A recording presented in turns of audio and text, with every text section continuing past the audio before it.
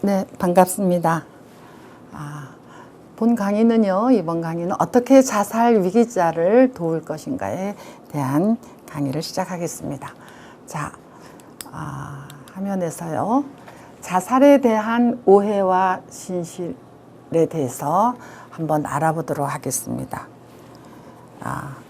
사실 자살에 대해서 저희는 스스로 잘 알고 있다라고 하는 경우가 많은데, 그러나 이제 이렇게 이 부분은 오해로서 자살 위험에 처한 사람들을 도울 수 있는 기회를 놓칠 수 있다는 점입니다.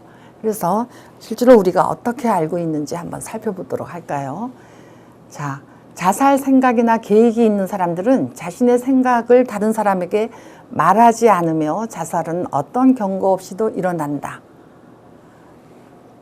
이것은 아닙니다. 바로 10명 중 8명은 자살 의도에 대해서 어떠한 신호를 보내고 있습니다. 근데 그 경고 신호를 잘 인지 못한다는 점이죠. 이 신호들이 무슨 뜻인지 잘 이해한다면 바로 자살 의도를 알아차리고 예방할 수 있겠죠.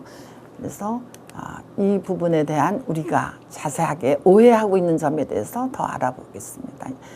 이야기하는 사람들은 스스로 자기가 자살에 대해서 이야기하는 사람들은 아마 자살을 하지 않을 거야, 이렇게 이제 알 수 있는데요. 그렇지 않습니다.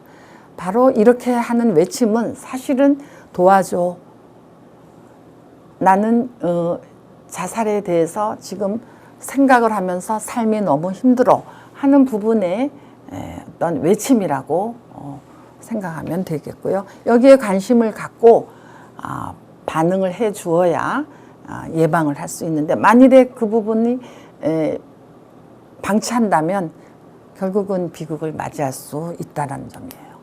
또 자살에 대해서 말하는 사람들은 관심을 끌기 위해서 하는 것이겠지, 이렇게 오해를 하는 경우도 있습니다. 그러나 사실은 아무리 사소한 일이라도 자살에 대해서 이야기하거나 관심을 끄는 행동은 사실은 도움을 요청하는 신호라고 생각하고 그래 하고 경청하고 관심 갖는 태도를 견지하는 것이 좋다는 것입니다.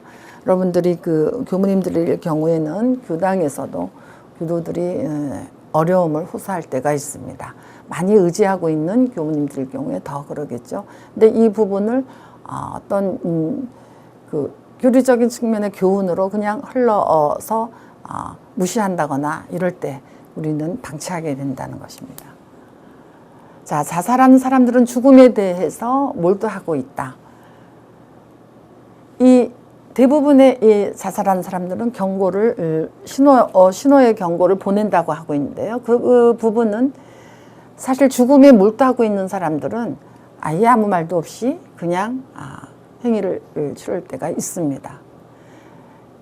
그래서 그러한 부분은 정말 매우 적은 숫자이고요. 대부분의 사람들은 자신이 겪고 있는 어떤 심한 정서적인 고통이 끝나기를 간절히 바라는 마음에서 살기 위해서 그러한 죽음에 몰두하고 있다, 이렇게 이해해 주시면 더 좋겠습니다.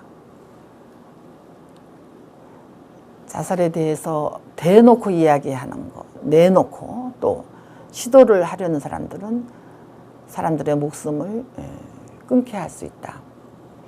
근데 자살에 대해서 내놓고 얘기하면 이 사람이 자살을 시도할까 봐 쉬쉬하는 경우가 있는데, 그렇지 않다라는 것입니다. 실제로 직접 내놓고 자살과 감정에 대해서 이야기하는 것은 자살 시도를 하려는 사람에 대해서는 상당히 그 부분에 장을 열어주는 것이 오히려 자살 예방에 도움이 된다는 것이죠. 그러니까 어떠한 이야기를 해도 좋다라는 관심을 갖고 경청하는 어떤 그런 허용적인 태도가 필요합니다. 그리고 세심한 관심을 가지고 보살피는 마음으로 이야기함으로 해서 그들이 보살핌을 받고 있고 도움을 받고 있다라는 그러한 느낌을 갖도록 해주는 것이 더욱 중요하다는 겁니다. 실제 교단 안에서도 지금 안팎으로 어려운 경제 상황과 사회적인 구조의 그 취약함이 자살로 이어지는 사례들이 있습니다. 밝혀지진 않고 부분적으로 천도제도 이루어지고 있고 가족들의 슬픔을 표출은 못하면서 슬픔을 삼키고 있는 가족들이 있는데요. 주변을 잠시만이라도 돌려서 그들과의 관계에서 혹시 이러한 사인이 있다면 도움을 주는 것이 좋겠죠.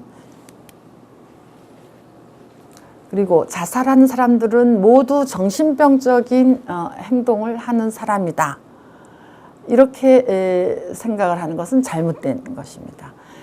극히 소수의 자살을 시도하려고 하는 사람들이 정신병을 앓고 있고요. 다수의 사람들은 정서적인 고립감, 상처감 혹은 외로움과 불행감으로 그러한 생각을 한다는 것입니다. 그래서 이것은 삶의 스트레스와 상실감으로서 오는 어떤 무력한 그런 이제 생각이다. 자살을 하려고 하는 어떤 사람들은 이런 병적인 사람으로 오해해서는 안 된다라는 점입니다. 그리고 어떤 특별한 유형의 사람들만 이렇게 자살을 시도한다. 혹은 생각을 한다. 이렇게 해도 틀린 답입니다. 자살에 대한 생각, 감정, 행동은요, 사회 계층 전반에 걸쳐서 심지어 종교인의 그 집단 속에서도 그리고 연령 구분 없이 사회 수준에 상관없이 누구에게나 일어날 수 있습니다. 예를 들어서 몇 해 전에 어느 학교 교수가 논문을 발표하고 모든 부분에 자신이 취한 학문적인 업적이 거의 끝이 나고 은퇴를 앞두고 있었습니다. 이제 자신은 더 이상 할 일이 없고 삶의 존재의 가치가 없다라는 생각으로 자살을 시도했고 실제로 자살 행위가 일어났습니다. 이렇게 자기의 그 페르소나 직업의 어떤 역할이 마치 자기의 전부인 양 그 몰입해 있을 때 이렇게 자살 행위는 일어나기 때문에 그 부분의 시야를 확장시켜주는 관심과 또 그 지지 체계를 함께 옆에서 도와줬다면 원래 본성의 교수가 아닌 자기의 본연의 어떤 자신을 회복했을 텐데 그러한 교수직에 있는 전문직에 있는 사람들도 그런 행위가 일어난다는 것이죠. 뭐 최근에는 정치인들에게서부터 시작해서 또 아파트의 경비원 어떤 사회 구조적인 문제에 의해서 자신의 자아를 이렇게 지탱하기에 아주 어려운 상황에 놓이는 이런 우리나라 사회가 됐습니다. 그래서 주변을 조금만이라도 관심을 갖고 돌려보면 이런 위기에 처해 있는 마음을 갖고 있는 사람들을 종종 만날 수 있을 것입니다. 우리 나라 사회에 지금 5% 정도의 수준의 사람들이 지금 이 자살과 관련된 생각이나 시도를 하고 있다는 것이죠. 그 부분을 감안한다면 우리 교단에서도 교당 안에서도 혹은 그 관련된 교도들의 친지 혹은 가족 중에서도 이런 상황에 언제든지 놓여 있을 수 있다는 점을 감안해 주신다면 우리는 자살에 대해서 좀 더 이해하고 또 예방과 치유에까지 이룰 수 있지 않을까 생각합니다. 또 이 경고 신호를 항목별로 좀 더 구체적으로 알아보면요. 우선 상황에 대해서 알아보면 좋겠습니다. 이 경고 신호가 이런 것들이 있는데요. 제일 중요한 것은 상실에 대한 문제가 있는지 없는지의 여부, 혹은 어떤 폭력에 시달리고 있는지, 혹은 가족 해체의 정황이 있는지, 혹은 이제 실제 진학에 실패가 있는지, 이런 상황에 대해서 먼저 확인을 할 필요가 있습니다. 우리가 일반적으로 상담을 할 때 간단한 면접지를 기록하게 하는데요. 지금과 같이 이런 자살의 경고 신호에 해당되는 항목들을 명목화해 가지고 한번 면접지에 본인이 체크하도록 준비해 놓는 것도 사실은 좋습니다. 이럴 때 조금 그 어떤 사람이 호소하는 내용이 자살과 관련된 어떤 상황이 있겠다라고 감지될 때 이러한 항목들을 만들어서 자가 체크를 하도록, 혹은 아니면 질문을 통해서 체크해서 전체를 참고로 한다면 자살과 관련된 상황을 좀 더 빨리 확인할 수 있을 겁니다. 이제 행동적인 측면에서도 어떤 부분이 있느냐, 울음이 끊이지 않는다든지, 어떤 그 정서적인 그런 폭발로 해서 울음과 큰 외침이 있다든지, 혹은 갑작스럽게 좋아하던 그 동아리 활동이나 혹은 주변 정리를 갑작스럽게 한다든지, 또 알코올이나 약물 남용이 좀 더 최근에 들어서 심해졌다든지, 이런 부분의 것, 또 이전에 자살 시도의 경험에 있는지의 여부, 이러한 행동들도 항목에서 경고 신호의 항목이 되겠죠. 신체적 변화에 대해서도 우리가 질문해 볼 수 있는데요. 겉으로 보기에 외모에 너무 관심이 없어졌다, 이전보다. 아주 보기보다 남루한 모습으로 외부 신경을 쓰지 않고 다니는 행위를 하고 있다든지, 또 너무 무기력해서 힘이 없어 보일 경우, 그리고 이제 식욕과 또 잠이 모두 감퇴된 상황인지, 그리고 사소한 병이 계속 끊임없이 호소하고 있는지, 이러한 이제 변화에 대해서도 질문지를 통해서 체크해 볼 수 있고요. 그 다음에 이제 자살과 죽음에 대한 이야기와 자살 계획을 혹시 세우고 있는지에 대한 그 생각을 한번 들어보는 것.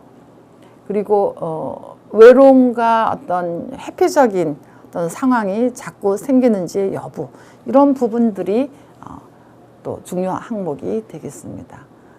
그래서 정서적인 측면으로는 결과적으로 아주 슬픈 상태에 빠져 있다거나, 아니면 권태와 무감각 상태에 아주 무기력하게 놓이거나, 혹은 아주 분노감이 표출돼서 아주 무작위로 어떤 그런 그 감정 폭발이 된다든지, 또 무력감에 의해서 한없이 잠만 자거나 하는 자신의 그 무기력증, 이런 것들이 또 보이는지, 그래서 이제 자기 자신은 쓸모없는 무슨 존재감의 어떤 우리가 비하라고 하죠. 그래서 무가치감을 얼마나 느끼고 있는지, 이런 항목을 하나의 그 경고 사인으로 볼 수가 있겠습니다.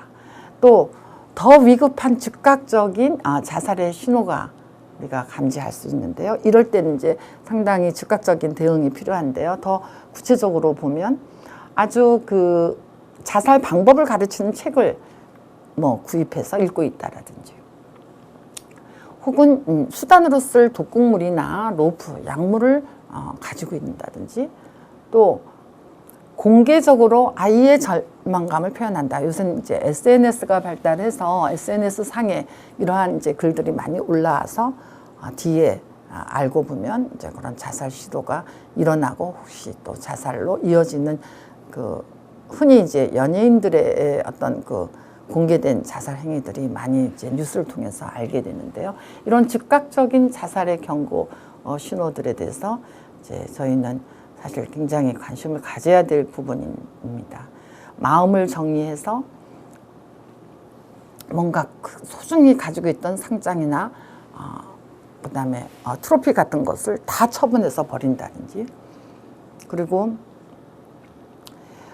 삶이 끝난 것처럼 그렇게 대응을 한다든지, 그렇게 평온과 확신으로 설명할 수 없는 갑작스러운 태도의 변화, 이러한 것들이 그 자살의 경고 신호라고 할 수 있겠습니다.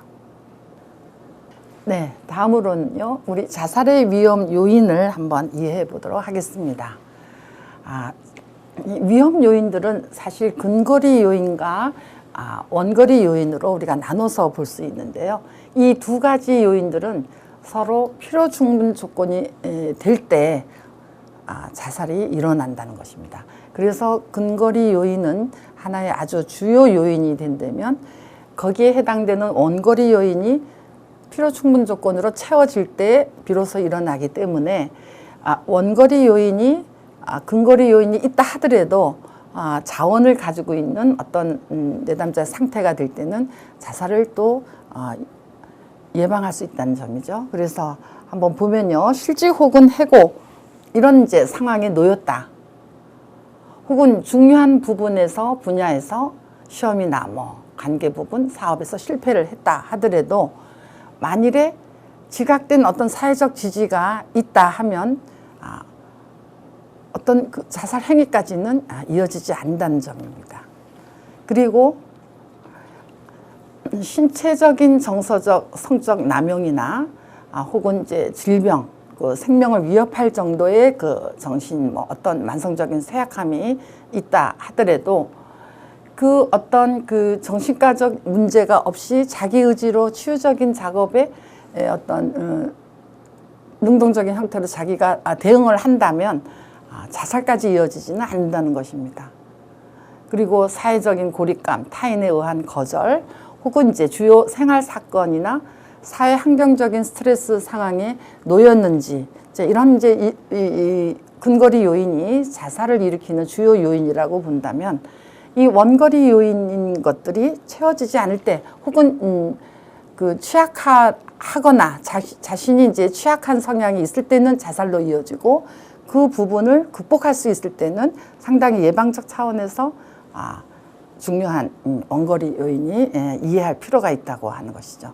즉 이전에 자살 시도가 만일에 치명적으로 있었는지 여부, 또 삶의 이유가 뚜렷한 사람인지, 즉 실직을 당했다 하더라도 나는 긍정적인 삶의 이유가 확실하게 있어요 라고 할 때는 자살로 이어지지 않는다는 것이죠.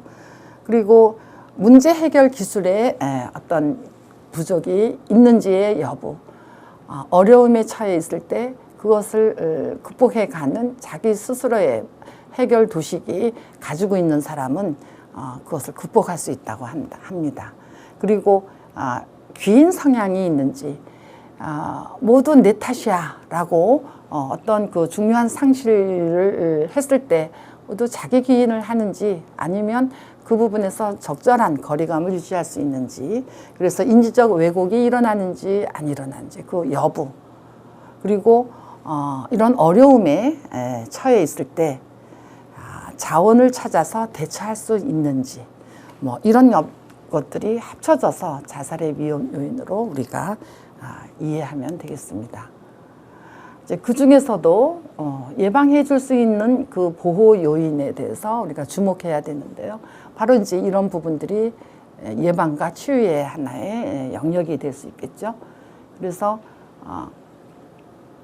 자살 위험 평가를 우리가 했을 경우에 위험 요인은 많은데 보호 요인이 좀 없다, 부족하다, 취약하다 한다면 자살 위험이 더 많이 일어날 수 있다는 것입니다.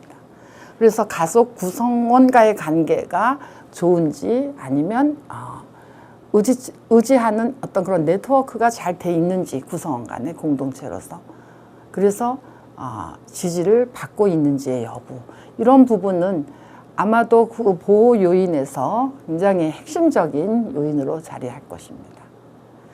요즘과 같이 그 젊은이들도 실직을 하고 혹은 이제 부모도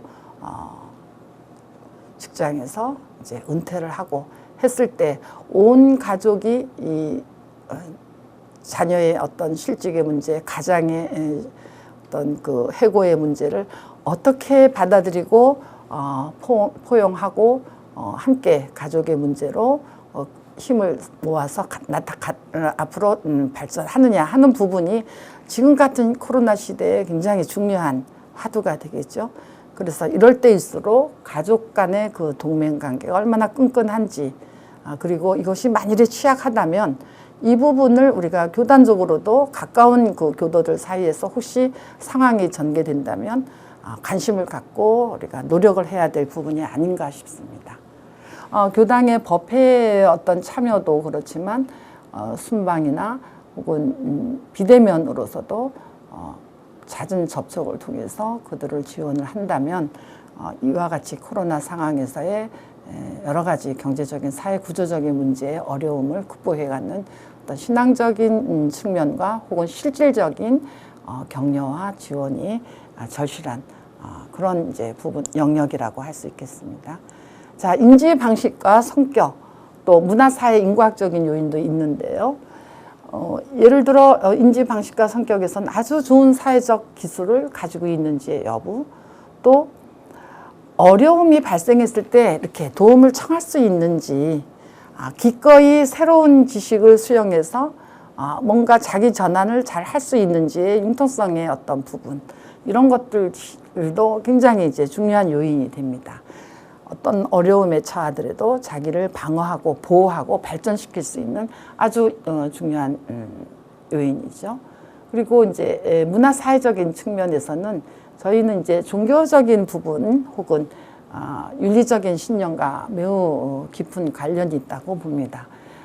이럴 때일수록 종교적인 어떤 문은 조금 크게 열어놓고 어떤 그 실질적인 그 문제가 있는 어떤 교도들에게는 교단적으로도 협력해서 도와줄 수 있는 방법도 강구할 필요가 있고요. 그리고 그 신념적인 측면뿐이 아니라 복지적인 측면에서도 사회적인 통합이 잘 되어 있을수록 이런 어려움을 잘 극복할 수 있는데요. 예를 들면 정신건강보호센터라든지 아니면 교단 내에서도 상담실이 이런 이제 위험 요인이 있는 자살과 관련된 부분을 방지할 수 있는 그런 서비스 프로그램을 잘 마련해 둔다든지 이랬을 때 우리는 자살에서 극복해서 건강한 자아를 회복하고 삶을 유지할 수 있게 돕지 않을까, 도울 수 있지 않을까 하는 이 보호 요인의 이해는 오늘 이 시간에 굉장히 중요한 부분이라고 하겠습니다. 그렇다면 이제 구체적으로 어떤 위기에 놓여 있는 내담자인가 또 혹은 뭐 신청자인가 하는 부분을 평가하는 방법에서 지금 이런 10개 문항으로 되어 있는 검사 질문지를 자가 질문지입니다. 그래서 이 척도를 활용해서 참고로 자살 위기자를 알아볼 수 있겠는데요. 이제 자살에 대해서 생각해 보신 적이 있습니까? 로부터 해서 전부 계획을 갖고 있는지 혹은 시도의 여부, 또 심리적 문제로 치료를 받고 있는지의 여부, 그리고 살고자 하는 삶의 이유가 있는지의 여부, 이렇게 10개의 문항이 4점 척도로 인해서 준비되어 있는데요. 만일에 이 결과가 합산해서 19점 미만과 혹은 29점 미만, 40점 미만 이 3개의 구간으로 낮고 중간 또는 고위험군 이렇게 분류해서 평가를 할 수 있는데 이곳은 이제 여러분들이 만들어서 한번 활용을 해보도록 하고요. 여기 구체적으로 이런 점수가 낮은 점수가 나왔을 때는 어떻게 해야 되나 하는 부분인데요. 뭐 충분히 공감하고 또 도움이 필요하면 언제든지 함께 할 수 있다. 이렇게 낮은 점수일 때는 이제 이렇게 접근을 하면 되겠습니다. 혹은 피해야 할 일이 있을 때는 피해야 할 일은 어떤 일이냐 하면은 비판하기보다 그대로 있는 대로를 수용하되 충고는 되도록 피하고요. 그 문제를 좀 최소화시켜서 무시한다든지 하는 방관적인 태도는 금물이 되겠습니다. 중증 정도의 부분에서 해야 될 일은 조금 더 집중해야 되는데요. 자살에 대해서 자주 생각하고 현재 스트레스 상황에 많이 놓여 있는 상태를 얘기합니다. 혹은 또 주변에 자신을 지지해 줄 가족이나 그런 연계망이 많지 않다라는, 그래서 정신과 상담을 받은 적도 있고 또 자살 방법도 구체적으로 생각을 했기 때문에 이 부분에 대해서 구체적으로 계획에 대해서 질문도 해봐야 되고요. 또 즉각적인 대안도 나름대로 준비를 해서 내놔야 됩니다. 그리고 우선 먼저 확보해야 될 것은 그 위기자의 중요 정보를 먼저 확보해서 필요하면은 도움을 받을 수 있는 그런 기관에 협조를 요청해야 됩니다. 이것은 이제 우리가 네트워킹을 보통 소셜 네트워킹을 잘 구축을 이제 하고 있죠. 교단에서도 상담소와 혹은 보건소 또 구청 또 자살 위기센터 이런 부분이 또 경찰까지 해서 네트워킹을 전화번호와 또는 서로 연락처를 확보해서 가지고 있는 경우들이 저희 상담센터에도 있습니다. 이와 같은 부분에 대해서는 우리가 중간 정도로 평가가 됐을 때는 좀 더 관점을 가져야 된다는 것이고요. 제일 주의해야 될 부분은 우리가 교단에 있다고 해서 신앙적인 조언이나 삶에 대한 논쟁으로 들어가서는 절대 안 된다는 일입니다. 이 정도의 중간 정도일 때는 그들의 깊은 그 상처감이 어떻게 수용을 해야 되고 어떻게 표출을 해줘야 될지에 대해서 먼저 접근을 해야 된다는 것이죠. 그래서 침착하고 불안하고 두려워해서는 안 되고요. 그리고 이 위기자를 지금 전체 혼자 다 다루려고 해서는 더더욱이 안 됩니다. 계속적인 어떤 이야기를 통해서 그 지금 현재 놓여 있는 상태의 위기자를 도우려고 하는 그 시간을 좀 벌어서요. 지지해 줄 수 있는 사람이나 자원을 확인해야 됩니다. 그리고 생존 계획을 즉각적으로 준비해야 되는데요. 최대한 빨리 어떤 그 전문기관들과 연계해서 전문적인 도움을 받을 수 있도록 해야 되겠습니다. 이렇게 고위험군의 경우는 거의 이미 지지해줄 어떤 자원망이 끊어진 상황일 때가 많이 있습니다. 그래서 도덕적인 판단이라든지 또 위기자의 마음을 동요하는 그런 일에서는 이제 삼가해야 되고요. 비밀 유지를 이제 사실은 이 위기자가 비밀 유지를 요청해서 아무에게도 알려주지 말라라고 할 때 이 부분은 단호하게 동의하지 않는 것이 좋습니다. 왜냐하면 자칫하면 그 위기자의 말에 따르다가 자살로 이어지는 경우들이 이 정도의 상황에서는 이루어질 수 있기 때문입니다. 자, 그렇다면 우리가 이와 같이 어려운 그 자살과 관련된 지금의 이제 작금의 사태에 대해서 원불교에서는 어떤 예방 활동을 하고 있는지 간략히 알아보겠습니다. 자, 생명에 대해서는 지금까지 저희가 알아본 것처럼 생명은 우리 사은의 곡물입니다. 다 서로 유기적인 하나로 연결되어 있는 공동체라고 봤을 때 이러한 가르침의 바탕을 해서 처량한 인간의 그 가치를 발휘하는 삶을 가르쳐야 되는데 이 내용적으로는 자살 예방 활동가를 양성해서 교육을 시키고요. 또 이제 캠프를 열어서 또 상담으로 이어지기까지 돕는 방법이 있겠습니다. 또 생애 주기별의 대상을 이제 분류해 가지고 적절한 맞춤형 교육도 필요하리라고 봅니다. 그다음에 이제 대중화시키기 위한 어떤 캠페인도 함께 일어나야 되겠죠. 자, 실제로 하고 있는 부분의 특강 및 캠프 혹은 이제 콘서트 상담에 대해서 지금까지 한 이런 부분들이 지금 소개되고 있습니다. 이제 또 저희 둥근마음 상담센터에서는 군 생명 존중 캠프도 진행을 수년간 하고 있습니다. 또 중년 여성의 우울증 다스리기라든지 또 어떤 그 살자 사랑하자라는 서울시 프로그램이기도 한데요. 이런 캠페인을 통해서 많은 부분의 활동이 현재 6년, 7년째 이루어지고 있습니다. 여기에 사진이 보이는데요. 생명 존중 감사 보훈행 캠프를 했고요. 또 여성에서도 캠프를 하기도 했습니다. 자, 대상별의 어떤 생명 존중 교육은 우리가 프로그래밍을 통해서 좀 더 구체화하고 좀 더 명료화하는 프로그램이 필요해서 지금 만들어서 진행을 하고 있는데요.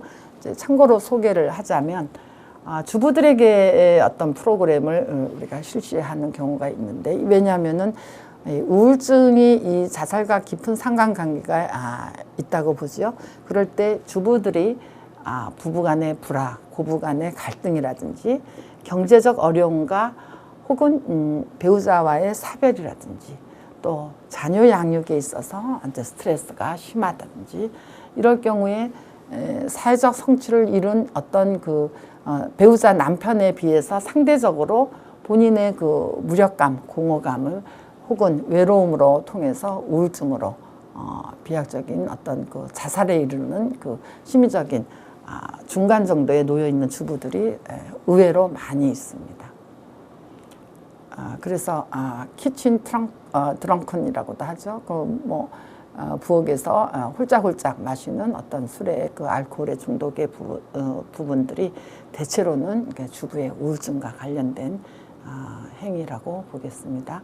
그래서 뭐 이렇게 8회기 정도로 구성을 했을 때 그 내용에 대해서는 어떻게 대체로 이루어졌냐 하면 초기에는 일단 평가의 차원에서 이제 예방적인 검사를 합니다. 아까 여러 번 이제 소개되는 자살 충동에 대한 자가 질문지를 준비해 두었다가 예방적인 검사를 통해서 자살 충동에 대한 전반적인 이해, 자기를 포함한 그리고 사회적인 자살의 충동이 어떻게 일어나는지에 대해서 교육이 이루어질 때 자기의 문제를 반추하기도 하고 또 주변의 지인들에 대해서 또 생각할 수 있는 그런 초기에 라포 형성 시기에 이런 교육이 이루어지면 좋겠습니다.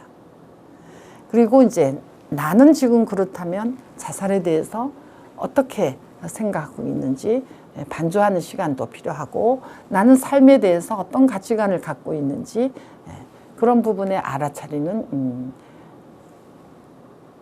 마음 공부의 그 파트에서 자기를 객관적으로 바라보기, 지금 현재 있는 그대로의 자기를 알아보기, 이런 부분의 멈춤에 대한 이해를 통해서 자신을 객관화하는 작업이 자살과 관련돼서 예방 차원에서 필요한 초기 작업이라고 하겠습니다. 중기에 들어가서선요, 바로 어떤 그 나의 내외적인 부정적인 정서를 바로 있는 대로 알아차릴 수 있는 것은 매우 중요한 어떤 예방적인 차원이라고 한다면 그 부분을 도와주는 것들이 마음 챙김 혹은 지금 여기에서의 적극적인 자기의 모습을 들여다보는 모래상자 체험을 통해서 그 자신의 내면을 있는 그대로 인식하는 객관화시키는 작업이 중기부터 이제 시작될 수 있고요. 이럴 때 내 안에 있는 그대로의 표출하지 못한 억압하고 있는 나의 본성의 마음의 문제들을 그 인식하는 시간이 기회가 주어지기도 합니다. 이럴 때 이제 문제 마음에 대해서 인식을 하게 되면 그 유무념 대조로해서 자신의 습관을 고치기 시작하죠. 그리고 감사 일기와 보은 행으로부터 습관의 수정이 일어날 수 있습니다.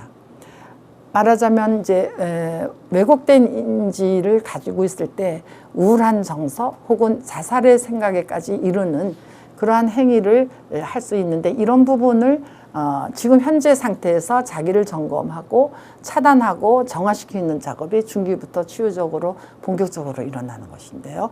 3회기로부터 시작해서 거의 7회기까지 계속적으로 이렇게 모래상자 체험을 통해서 혹은 은혜 상담의 부분인 이제 감사 일기 쓰기라든지 또 감사 은혜 발견으로 해서 주위 사람들에게 감사 편지를 보낸다는 어떤 그런 보은행과 또 그 상자 체험을 통해서 적극적으로 지금 나의 감정을 어떤 그 투사를 통해서 적절한 치료적인 어떤 그 거리감을 갖고 자기를 바라다보는 힘을 키우는 작업. 또 몸풀기 게임이라고 하는 것은 햇빛 속에서 혹은 숲 속에서 걷기 명상이라든지 또는 요가 체조를 통해서 심신의 감각적인 부분에 자기를 재발견하는 시간을 준다든지 이런 부분으로 프로그램화 할 수 있겠습니다.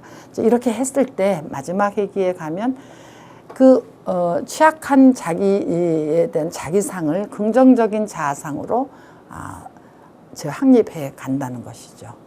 그래서 사회성도 향상이 되고 긍정적인 자아상을 발견하면 주위의 은혜를 발견하면서 또 보은하는 은혜 행을 또 할 수 있는 건강한 자아로 회복될 수 있다는 것입니다. 이제 이렇게 중년 주부에 대해서 우리가 프로그램을 실시한 내용을 잠시 알아봤는데요. 또 이런 것은 청소년에게도 똑같이 적용이 됩니다. 청소년들은 지금 자해행위라고 하는 부분은 자살이 일어나기 직전의 행동일 수도 있고요. 그 자살을 하고 싶다라는 생각 이전에 문제되는 어떤 그 행위를 관심을 갖고 살펴준다면 좋겠다라는 외로운 그 외침일 수도 있기 때문에 주부나 청소년이나 또 독거사가 많이 일어나는 저희들의 그 노인층에도 사실 교단적으로는 많은 프로그램이 개발돼야 될 것 같습니다. 또 다시 얘기하지만 이 코로나 사태에 젊은 층의 어떤 취직의 구직의 어려움 혹은 또 중년층, 장년층의 조기 은퇴, 실직 이런 상황이 자살로 이루어지는 어떤 그런 사회로 내몰아지기 이전에 우리는 어떤 준비를 해야 될지 이 시간을 통해서 자살 예방과 혹은 건강한 삶이라고 하는 생명에 대한 존중한 어떤 가치감을 다시 회복시키는 그런 시간이 저희들에게 많이 앞으로 주어지면 좋겠습니다. 자, 그러면 자살 사건이 발생한 이후에 또 어떻게 우리는 도울 것인가 하는 측면입니다. 이미 이제 예방이 아니고 또 그 위기를 극복하지 못하고 자살이 만일에 이루어졌을 때 자살자에 대한 우리는 영가천도제를 지내주죠. 그래서 그 악업의 여러 가지 그 어려움을 잘 극복하고 천도되도록 이제 해탈천도 기원을 했다면 남겨진 유가족에 대해서도 관심을 가져야 된다는 것입니다. 그 필요성은 남겨진 가족이 갖고 있는 우울증 혹은 그 스트레스는 후속 자살로 이어지기 때문입니다. 한 사람의 자살자의 가장 가까운 가족의 수는 6명으로 평균 영향을 미치는 가족의 수는 6명이라고 얘기를 하고 있는데요. 그 막지 못했다는 죄책감이라든지 그 무력감 또 그 분노감 나를 두고 떠났다라는 어떤 그런 분노감이 우울감으로 빠져서 죽고 싶게 하는 충동을 갖게 하고 유가족의 그 특성은 위기 개입에 있어서 굉장히 잘 숙지해야 될 내용입니다. 고의적으로 자신이 버림받았다는 느낌이 사실 사별하고 나서에 갖는 쉽게 사라지지 않는 트라우마 같은 것이 되고요.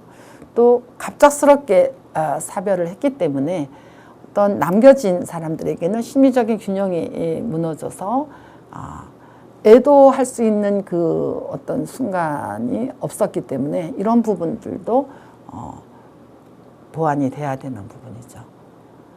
그리고 수치심이 있어서 가족을 지키지 못했다 혹은 직간접적으로 관련이 있다라고 주변의 시선이 있을 때 낙인이 찍히는 그 부분의 수치심은 상당히 괴롭게 가족들을 유가족들을 힘들게 하고 있는 특성이 되겠습니다.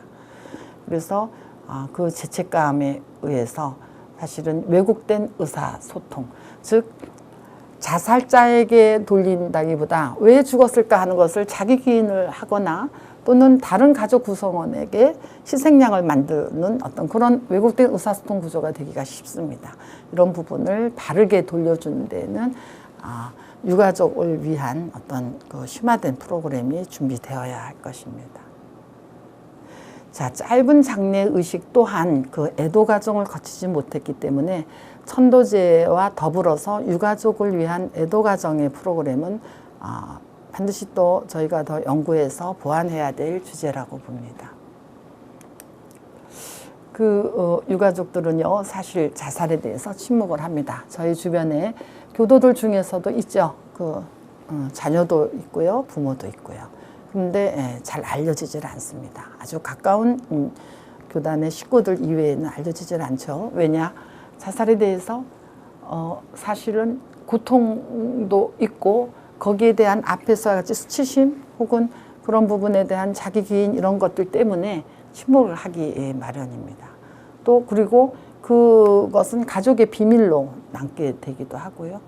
그 자살 사건에 대해서 공개적인 자세를 취할 수 있는 기회를 줌으로 해가지고 사실은 자기 기인을 하는 가족의 그 어떤 비밀로 남지 않는 그런 상황에 우리가 대처를 할 수 있어야 되는데요.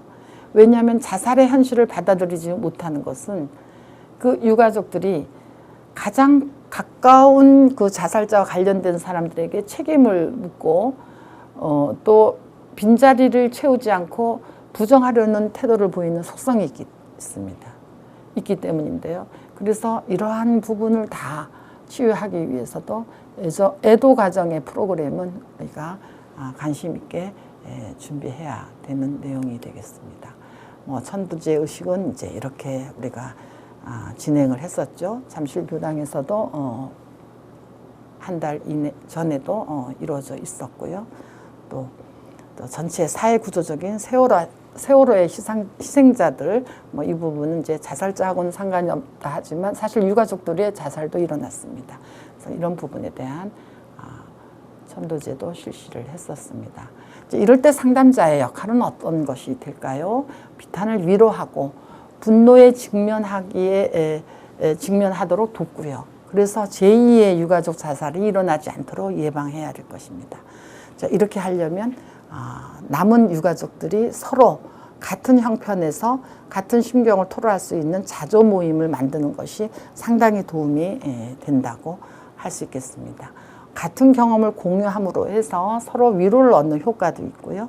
또 자신의 삶을 스스로 통제할 수 있다라는 어떤 긍정적인 사고를 촉진하는 그런 이제 모임이 될 수도 있습니다. 그리고 자살 예방을 위해서는 이러한 자조 모임은 꾸준히 예방 차원에서 꼭 유가족이 아니더라도 유가족 지원하는 자조 모임도 함께 이루어지면 좋겠습니다.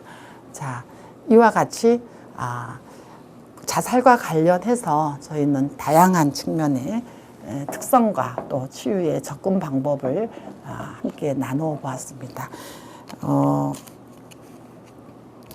비대면으로 이루어지는 일방적인 강의 시간이어서 사실은 자살과 같은 비중 있는 주제는 대면을 통한 서로 주고받는 상황에서 이해를 돕는 것이 훨씬 효과적이겠습니다만은 이렇게 동영상을 통한 일방적 강의를 할 수 있는 기회가 있다는 것만으로 해도 우리는 자살을 예방하는 측면에서는 먼저 한 걸음을 뛰었다고 할 수 있겠습니다. 그래서 시대적인 이런 위기 상황에서 이런 생명 존중 문제에 대해서는 교단 안팎으로 그 대안을 요청하고 있는 상황이고요. 서로 보훈 상생의 관계가 바로 우리 사은의 원리인 것을 잘 이해해서 삶의 방식을 긍정적으로 받아들이고 현대사회에 일어나는 모든 심성의 분열과 병맥을 잘 짚고 갈등을 해결할 수 있도록 앞으로도 우리 교단은 저도 함께 같이 열심히 노력해야 될 부분이 아닌가 생각하고 이것으로 마지막 강의를 마치겠습니다. 감사합니다.